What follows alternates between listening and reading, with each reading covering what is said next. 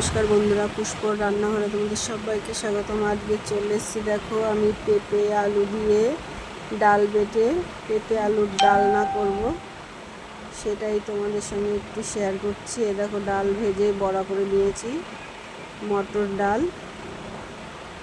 আর এখানে বেশ পেঁপে আলুটা ভালো করে কষিয়ে নিচ্ছি।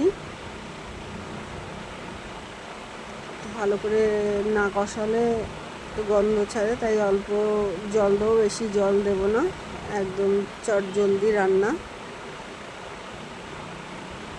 জল দিয়ে দিলাম, আর আমি জিরে ফোড়ন দিয়েছি, জিরে আর কাঁচা লঙ্কা ফোড়ন দিয়েছি। একটু ফুটে গেলে ঢাকা দিয়ে দিলাম, একটু ফুটে গেলেই আমি বড়াগুলো দিয়ে দেবো। দেখো ফুটে গেছে, বড়াগুলো দিয়ে দিলাম। বড়াগুলো দিয়ে একটু নাড়িয়ে চাড়িয়ে নামিয়ে নেব পেঁপের ডালনা। আমার একদম রেডি হয়ে গেছে বন্ধুরা। তোমাদের যদি ভালো লাগে তোমরা এইভাবে শর্টকাটে করে খেয়ে দেখতে পারো, বেশ ভালোই লাগে। আর আমার রেসিপি যদি তোমাদের ভালো লাগে তাহলে ছোট্ট করে একটা লাইক, কমেন্ট, একটা শেয়ার অবশ্যই বন্ধুরা করো।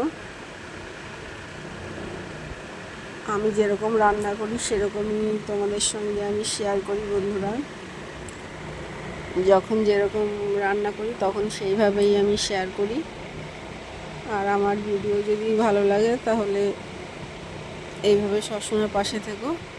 আজকের মতো রাখি বন্ধু, টাটা। দেখা হবে নতুন কোনো রেসিপি নিয়ে। তোমরা সবাই ভালো থেকো।